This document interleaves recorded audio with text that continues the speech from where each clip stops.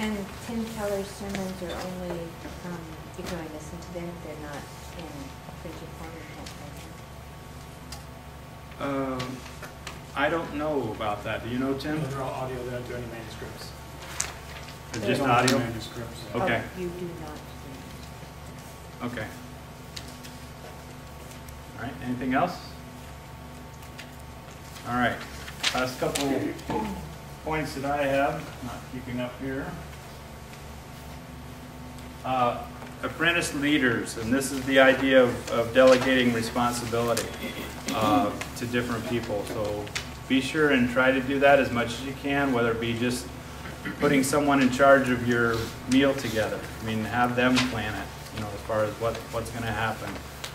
Or like Ed and Bonda did with having someone collect the prayer requests and email those out the next couple of days or so to the entire group. I mean, those are just things that you can delegate to other people and get them involved with the group.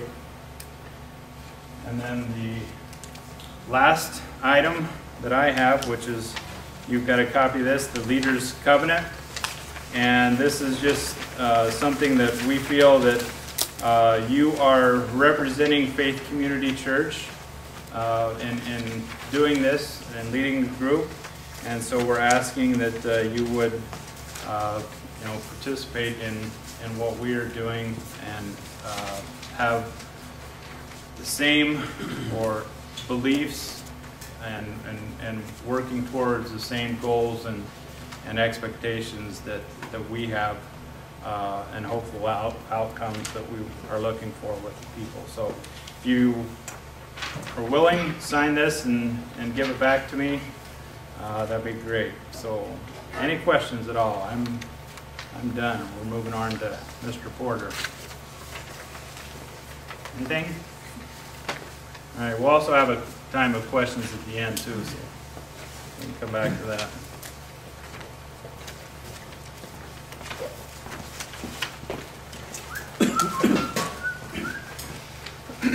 What I'd like to do is just, thanks for being here, by the way.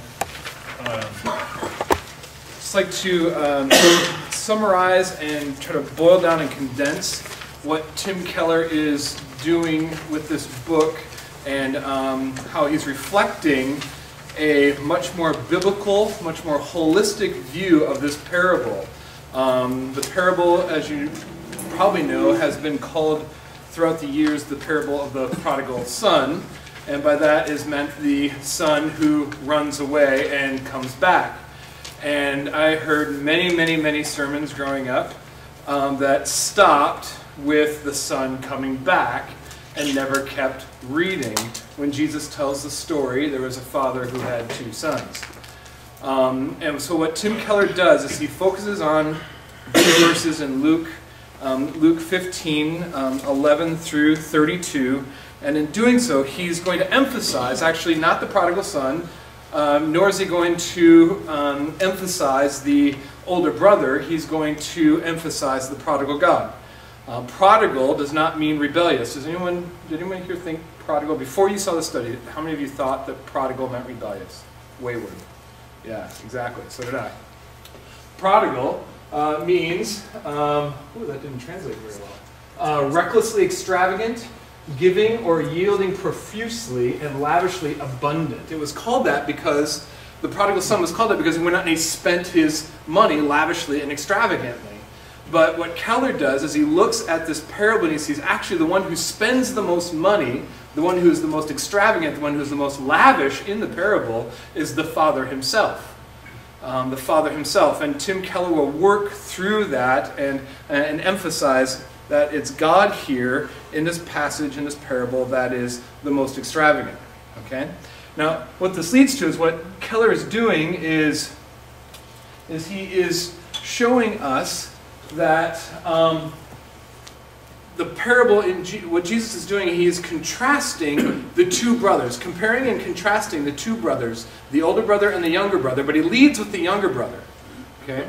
Because in the context, what Jesus is doing is he is defending his ministry and also critiquing and rebuking the Pharisees because tax collectors and prostitutes are flocking to Jesus and Pharisees have their underwear up in a bunch because of it. Is that a video? Okay. Have their underwear up in a bunch because all these no good for nothings, all these has-beens, all these younger brother type people are coming to Jesus and making him unclean. You don't associate with those types of people. And so Jesus tells 3 parables in Luke 15 that goes after the Pharisees and emphasizes the missional, generous, lavish heart of God. The parable of the lost sheep, the shepherd who leaves the 99 to go after the one. The parable of the woman with the lost coin. She has 10 coins, she loses one, goes throughout the house digging up stuff and tries to find it. And then Jesus adds to that, and just as she would rejoice when she found the one, how much more do the angels rejoice when one sinner repents? Okay? And then Jesus sort of basically concludes his defense of his ministry, his discussion and revealing of this lavish missional heart of God, the Father who sent him, while also rebuking the Pharisees with this last parable where he looks at a younger brother and he looks at an older brother, and how both the younger brother and the older brother are rebelling against the Father. There are 2 ways to rebel. Have any of you heard of the series that we've done here, 2 Ways to Live? Have you heard just a little bit about that? Okay. Have you guys been a part of that? Just a little bit? Okay. 2 Ways to Live is a gospel series which emphasizes that there are basically, when you boil down to it, 2 ways to live. You can live under the lordship of Jesus, or you can be your own king. All right. What this parable shows, though, is you can live under the lordship of Jesus, and you can be your own king, but you can be your own king in 2 different ways. You can be your own king in 2 different ways. You can be your own king by being a younger brother, or you can be your own king by being an older brother. Okay? You can be your own king by being a younger brother, or by being an older brother. And this is what Keller's going to focus on here in this passage, is in this book, and because the parable does, contrasting and comparing 2 different ways to relate to God, 2 different ways to rebel against God. Now, you have this on a little flyer, just so you know, if you can't read the print up there, that the younger brother, okay? The younger brother is the more known and recognizable form of rebellion, right? Rebellion against God. The younger brother, we've already acknowledged that we tend to think of Prodigal as wayward or rebellious, and he's the more recognizable form of rebellion. He takes God's gifts and recklessly spends them on his own pleasure, on his own terms, with no regard to the kind Father who gives generously. Now, what's going on with the younger brother is that the younger brother's actions reveal his heart. You know exactly what he's doing. You know exactly where his heart is, because he's just out there spending everything he has on his own, and he doesn't give a rip about his father. Tim Keller's going to talk about how deeply offensive it would have been for a son to ask for the inheritance before his father died. It's basically saying, I don't give a rip about you, I just want your inheritance, and I'm out of here. Okay? That's the younger brother. But, like I said, there are 2 brothers in the story. The older brother here, the older brother is the one, if you keep reading in the parable, the older brother, his rebellion is less recognizable. Okay? His rebellion is less recognizable because, now this is where all the SJs get in trouble, right? Here we go, Larry. Because he is diligent, respectful, and fastidiously reliable. Right? He is diligent, I know. He is diligent, respectful, and fastidiously reliable. Okay? That's what the older brother is.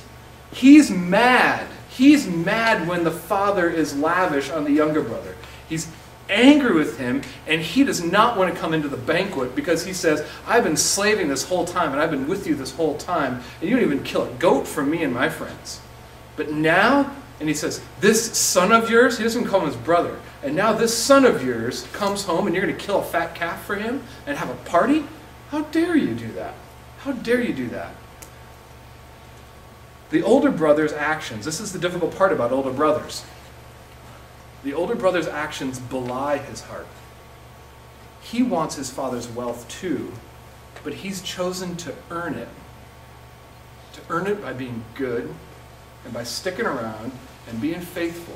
But really at the end of the day, he doesn't care much about the father. He just wants his wealth, and he's trying to get it in a different way, not like the younger brother. He's trying to get it on his own terms, though, as an older brother would.